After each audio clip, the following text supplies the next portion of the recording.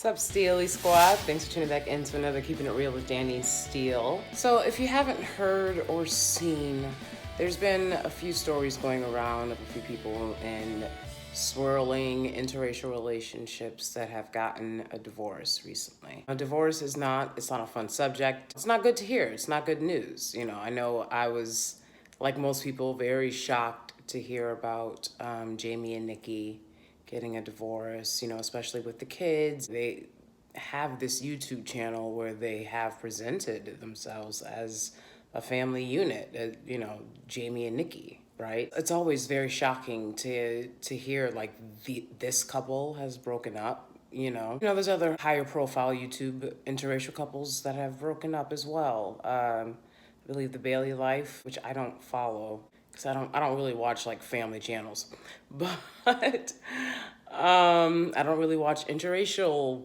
couple channels like that. I don't really watch couple channels like that, right? I don't make other couples my goals, right? My only goal is myself and what I'm working on with who I care about, right? I don't make other people's relationship a goal. That's bizarre. It was very shocking to hear about these things. I know it's definitely a time for other people to, I guess, gloat about the fact that, these swirling and or interracial relationships didn't last. At the same time, it's like, at least they got married with it. They didn't just, like a lot of on the other side of swirling, have kids and never be married. Attempting a marriage means something, especially when there are kids, before or after you get married. I think that if you're in a marriage and there's kids involved and you're trying to make that work, props to you. Abso-fucking-lutely. You may be able to see from some of my earlier videos that, I had thought to incorporate my relationship more into the channel just because I was seeing other people doing it and I was like, ooh, fun. And it was early on in my relationship as well. But, I very quickly learned that that was not going to be a possibility. This platform particularly, and just social media in general, what I was observing, I did not want to incorporate my relationship into this channel anymore. And I decided very early on that I was not going to, because I just had no tolerance for it, for the negative aspects of doing that. And I didn't see any really real beneficial aspects. It's tough. Relationships are tough. And being in an interracial relationship is tough. And that's one of the reasons why I don't go around on my channel making videos about how awesome interracial relationships are and how they're the alternative choice to this and that. It's work. Relationships are work. I'm thankful for the fact that my husband is in a completely different business than I am. He's not in the entertainment business. He doesn't want to be on social media, and he's not, because I know that social media definitely plays a part in people's relationships. I'm just pointing out these major relationships. I'm not going to speak on them because I don't know what happened, but I can speculate from the relationships that I have seen, interracial and intraracial, different ethnicities, different religions, right? There's a lot of things that, like, when you're in that type of relationship, and that's why I talk about this stuff a lot on my channel, right? When you're in this type of relationship, you need to focus on this shit. This is not a game. And, if you have different religions, that's going to be some work in your relationship. You can't go into a relationship, you fell in love with a beautiful woman of a different religion or a different ethnicity, and then not be ready to do the work to figuring out her culture and figuring out that experience and figuring out how you guys can make each other a part of your lives. Everybody knows the best Cinderella live action version that's been made thus far, besides Brandy, of course, was Drew Barrymore, right? A fish may love a bird, but where will they live, right? Something like that. That shit is so true and it's so real. It's one of the reasons why when you're in a relationship, like an interracial relationship, or you have different religions, the couple whose family is more dominant is fighting like hell to make sure you guys aren't together, because they know how difficult it's going to be and they don't want the person that they love to go through that. And they also don't want to, what they feel like is waste their time having to invite someone in their lives that they know, right, in their mind, inevitably you guys are not going to be together because you don't match up. And at the end of the day, you know, especially the older ones, they're like, hey, you think I haven't laid up with a different person of this and that and tried it? It don't work, right? There's a reason as people get older, you don't see black and white people hanging out in their 40s, 50s, 60s. People draw to and gravitate towards people that are like them. One of the reasons why I feel like I can speak on a lot of shit is because I'm not a typical person like that, even though I advocate very strongly for, you know, my people, my tribe, my family, my loved ones. I don't have to literally see a mirror reflection of who I am or what I believe when I look at the person that I'm across from. I don't need that, but there's an entire section of this society that needs that. And there's other groups and cultures that are like that, you know, and I think that might even be the predominant feeling about it, you know, is people want to be around people that look like and act like them. And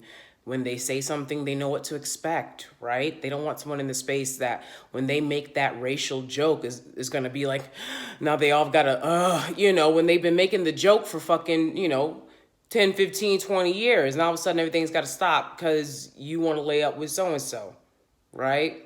So interracial relationships are no joke. That's why all of my videos about interracial relationships, I speak about how difficult they are and how fetishizing them and, you know, putting them on a pedestal isn't going to change the reality of them, which is it is actually tough work, especially when you are a descendant of American chattel slavery and you are with, you know, someone from a group that has historically oppressed your group, right?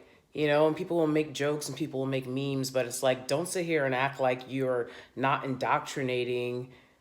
I have to replace the word that I actually want to use with a different one. Don't act like, you know, you're teaching these kids about revolution, right? And then being like, oh, why'd you choose to hang out with your oppressor? Like, because you told me to. That's why. Because you told me to. And these past two police shootings that have happened are startling proof of that, right? It's all, let's put forward the forgiveness agenda. I'm gonna be direct, and especially, you know, people have been like, oh wow, you're really direct, like when it comes to your relationship, like with your man, basically. Abso-fucking-lutely. Y'all should give it a try because I get everything I want with how direct that I am. And it's still been bumps and shit. So it's really no surprise when people are like talking about how their man never took them out on dates and they never got them flowers or never got them gifts. And it's like, and you guys were in this relationship for all these years, or you guys had all these kids and he ain't do shit for you. You was paying half the bills or you was paying all the bills. And they're like, this nigga, like you just paid for a relationship. Like that's crazy.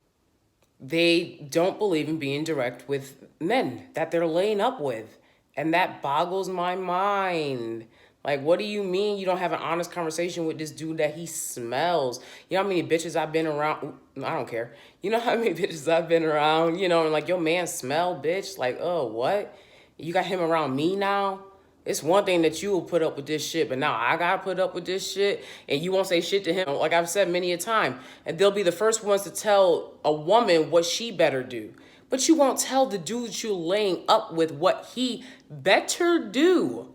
Well, you better do it if you want to keep your fucking marriages. That's all I'm saying. I think it's a good thing to be as direct as fucking possible. Okay, I've let it be known from day one. You're not going to fucking, anyways, being direct.